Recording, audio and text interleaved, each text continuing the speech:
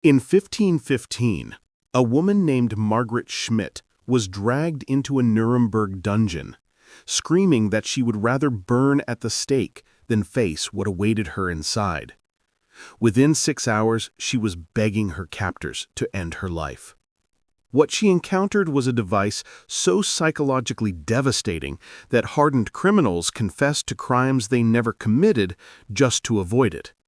A machine that broke the human mind without spilling a single drop of blood, and the Church considered it merciful. This is the story of the Iron Maiden, not the myth, but the terrifying reality behind one of history's most infamous torture devices. By the end, you'll understand why historians tried to bury this story and why its methods still haunt modern interrogation experts today. To understand the horror of the Iron Maiden, we need to step back into medieval Europe in the 15th and 16th centuries, a time when justice wasn't about rehabilitation, but confession. Torture was a tool of truth, and the Church and state had perfected the art of enhanced interrogation.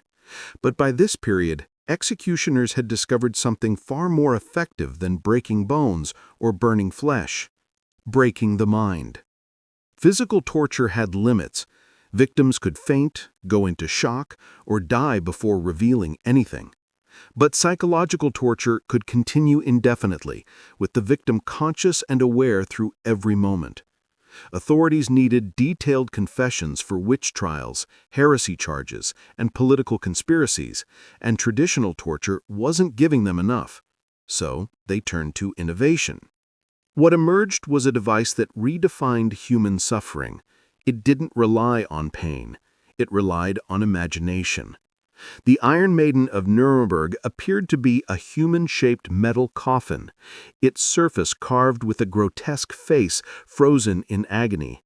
When opened, its interior revealed sharp iron spikes. Yet these spikes were not designed to kill quickly. Hans Schmidt, Nuremberg's executioner from 1501 to 1532, described the device in his journals. The spikes, he wrote, were carefully placed to pierce the flesh but avoid vital organs. Victims could remain alive for hours, sometimes even days. But the true horror was not physical pain, it was anticipation. Locked inside the metal chamber, unable to move, every breath pressed the spikes slightly deeper. Every heartbeat became an act of torture. The victim was left alone in the dark, trapped between life and death. Before the door was closed, the executioner would calmly describe what would happen, how each breath would drive the spikes inward, how their own body would become their executioner. Most prisoners broke within the first hour, not from pain, but from the terror of waiting for it. Margaret Schmidt confessed to witchcraft after just 2 hours, naming 17 others and begging to be executed immediately. But the Nuremberg authorities wanted something even more effective. They made one small but devastating change. They added tiny viewing holes to the Iron Maiden's face, allowing the prisoner to see out. Through these openings, victims could witness other tortures taking place, see the executioner preparing tools, or glimpse the faces of the crowd. They could see, but not act, hear, but not escape. Psychologists today recognize this as one of the most destructive forms of psychological torture. When you can observe but cannot respond, your brain experiences a collapse known as learned helplessness. You become a prisoner of your own mind. Records from the Spanish Inquisition describe the devastating results. One entry from 1487 tells of Maria Gonzalez, placed inside the viewing maiden at sunrise. By midday, she had confessed to heresy. By evening, she was pleading for death. In less than 6 hours, her mind had completely broken. Modern experts like Dr. Margaret Rothsky describe this as the paradox of awareness. Victims were isolated yet exposed, aware of everything but powerless to act. This contradiction shattered the psyche faster than any physical wound. Prisoners inside the viewing Iron Maiden often confessed to impossible crimes, even accusing family and friends, just to avoid the torment. But this was not the final stage of the Maiden's evolution. In 1523, Pope Adrian authorized a more merciful version, which removed the spikes altogether. At first, this seemed humane. No blood, no injury, no visible harm. But it was far worse. This new version, known as the Iron Maiden of Mercy, confined the victim in total darkness and silence with only enough air to survive. There was no pain, only isolation, and the uncertainty of not knowing when or if release would come. Church documents claimed that this would lead the sinner to contemplate their wrongs and seek forgiveness. In reality, prisoners began to hallucinate within hours. Brother Francesco de Marco, who administered the device in Rome, kept detailed records. He described prisoners who heard voices, saw visions, and confessed to crimes born entirely of madness. One man, Lorenzo Meducci, begged to be returned to the spiked version, saying, "The pain of the mind is worse than the pain of the flesh. At least with the spikes, you know it will end."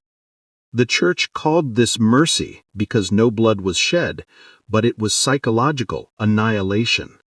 Yet the most shocking revelation about the Iron Maiden is that in many cases it was never used at all. Archaeologists studying medieval torture chambers found that many Iron Maidens were spotless, no blood, no scratches, no signs of real victims. What they did find were hidden mechanisms, pulleys, echo chambers, and sound devices built to simulate screams and the clanging of spikes. The real torture was psychological theater. Prisoners were shown the device, told stories of those who suffered before them, and even heard fake screams played from within. Then they were offered a choice: confess or face the Maiden. Over 90% confessed on the spot. The Spanish Inquisition perfected this method, turning torture chambers into what they called theaters of confession. Entire rooms were designed to create fear without ever touching the body.